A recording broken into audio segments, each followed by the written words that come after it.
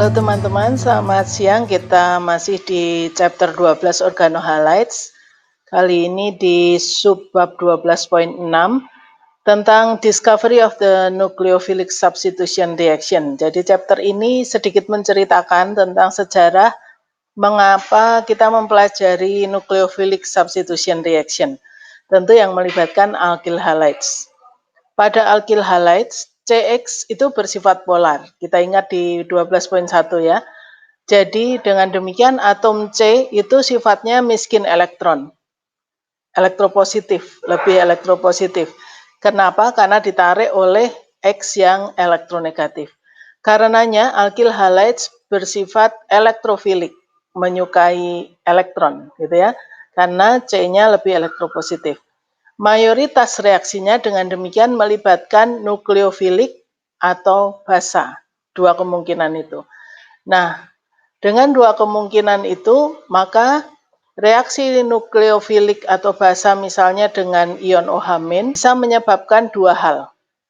Yang pertama, substitusi X, kelompok X oleh nukleofilik, atau yang kedua, eliminasi HX untuk menjadi alkena.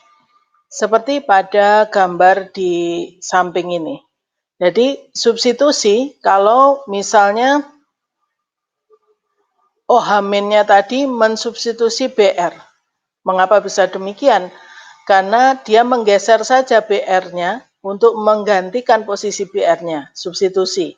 Kenapa? Karena C dalam CBr itu C-nya lebih elektropositif, sehingga OH- ini bertindak sebagai nukleofilik. Nah, yang kedua, eliminasi sebagai basa. Sebagai basa, dia mengeliminasi HX, yaitu HBr. Karena dieliminasi, maka yang terjadi produknya adalah alkena, ikatan tangkap. Nah, dua hal itu, substitusi dan eliminasi. Kita teruskan, bagaimana sejarahnya substitusi. Tahun 1896, ada German chemist namanya Paul Walden, yang melakukan reaksi dari seperti di figur 12.4 itu. Dia mereaksikan malic acid. Malic acid itu punya COOH2 di ujung kiri kanannya itu, dan C-nya ada 2 di tengah gitu ya. Kemudian ada OH di antara itu gitu. Ini malic acid-nya itu enantiomer yang negatif. Kemudian dia reaksikan dengan PCl5 di dalam ether. PCl5 itu nanti menghasilkan kloronya menggeser OH-nya itu ya. Menjadi positif chlorosuccinic acid. Positif, jadi enantiomer positifnya. Jadi ada perubahan arahnya itu ya. Kemudian kalau ini dioksidasi oleh Ag2O dan H2O, maka terjadilah plus malic acid. Jadi kembali ke malic acidnya lagi, tetapi enantiomer yang positif. Dan data enantiomeriknya ada gitu ya. Jadi datanya ternyata itu menjadi positif. Balik kalau direaksikan lagi dengan succinik, dengan PCl5, maka hasilnya chlorosuccinic acid tetapi yang negatif. Jadi inverted, dibalik itu, positif negatifnya itu. Enantiomernya terbalik. Kalau direaksikan lagi dengan Ag2O, balik lagi ke siklus pertama, yaitu minus malic acid. Ngerti ya? Nah, dengan demikian, ada orang kemudian yang beranggapan, wah ini reaksi yang sangat hebat. Kenapa? Reaksi yang tadinya enantiomernya positif bisa menjadi enantiomer negatif dan sebaliknya. Dengan demikian, Walden ini sudah menemukan inversion enantiomeric optical activity-nya. Jadi ini suatu pengamatan yang menurut mereka pada zaman itu penting. Tetapi saat ini kita tahu bahwa itu sebenarnya adalah substitusi aja, cuman diganti aja. Kenapa kok tersubstitusi? Ya kita lihat gedenya saja, itu adalah alkyl halide, ya. Alkyl halide yang di chlorosuccinic acid misalnya, alkyl halide yang disubstitusi oleh ion hidroksida, OH-. RX dengan filik NU- itu, ini kita sebut nukleofilik hidroksidnya, maka yang terjadi hanya penggeseran aja sehingga ada RNU dan X-mennya keluar. Nucleophilic substitution saja. Nah, kemudian percobaan berikutnya di tahun 1920-1930 untuk mengklarifikasi bagaimana mekanisme reaksi nukleofilik, maka orang melakukan reaksi dengan p-toluen sulfonate atau disebut tosilet. P-toluen sulfonate bentuknya seperti ini, namanya toluen, kalian tahu ada CH3-nya, aromatik dengan CH3 karena para sulfonatnya ada di posisi paranya toluen, jadi namanya p-toluen sulfonate. Garis kriwil yang warna merah itu, garis ini itu untuk menunjukkan dia mengikat sesuatu yang lain gitu ya.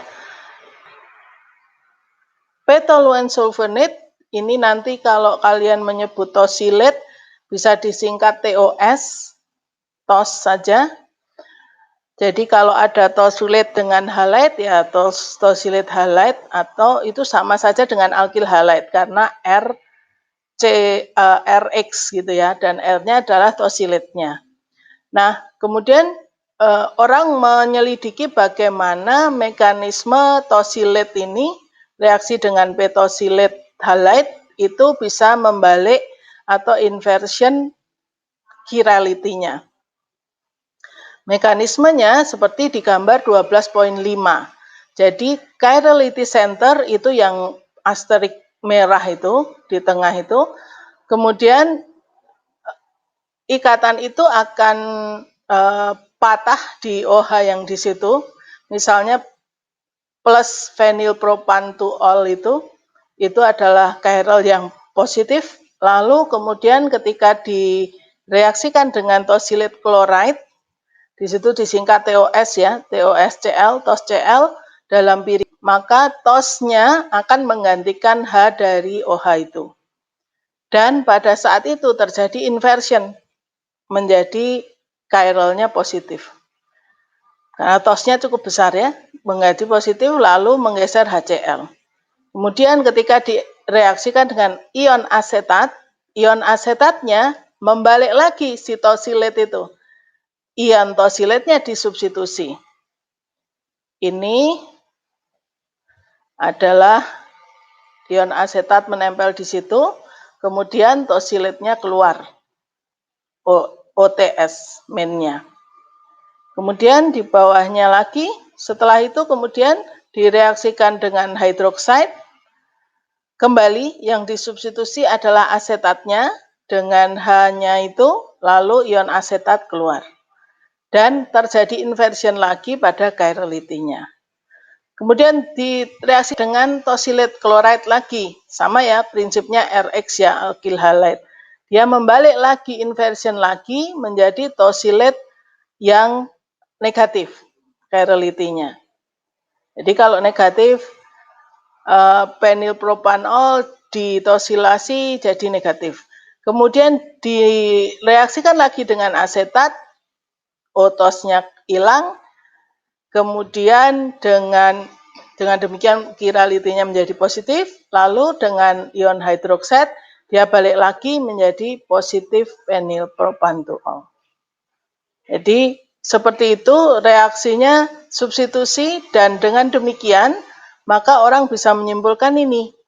The inversion of stereochemical configuration must therefore take place in the step 2, the nucleophilic substitution of tosilet ion by acetate ion. Jadi inversinya terjadi pada step kedua aja itu, yaitu pada saat tosiletnya digantikan dengan ion asetat. Dari situ yang lainnya tidak berubah, yang berubah di step 2 itu. Itulah mekanismenya gitu, substitusi. Dengan demikian kemudian kita dapat simpulkan bahwa nucleophilic substitution reaction pada primary atau secondary alkyl halides atau tosilet selalu berlangsung dengan konfigurasi yang terbalik, membalik konfigurasi itu. Bagaimana kalau tertiary alkyl halides dan tosylate? Nanti kita akan lihat stereochemical reaction-nya, result-nya bagaimana, dan mekanismenya akan berbeda. Jadi untuk sampai titik ini baru di primary dan secondary alkyl halide dengan tosylate. Demikian ya teman-teman. Kemudian kalau lihat example 12.2 itu memprediksi apa hasil stereochemistry dari substitusi nukleofilik dari reaksi suatu alkyl bromide ini. Alkilnya adalah R1 bromo 1 feniletan, kemudian direaksikan dengan cyanide nukleofiliknya. Nah, lalu solusinya kalau itu terbalik jadi menjadi apa? Yang S gitu ya. Simply karena digeser oleh cyanide itu BR-nya. Seperti itu karena alkyl primer dan stereochemistry-nya ada di situ. Nah, nanti dengan teman PTmu kerjakan 12.10 bagaimana menjelaskan inversion S2 bromohexane dengan ion asetat. Terima kasih.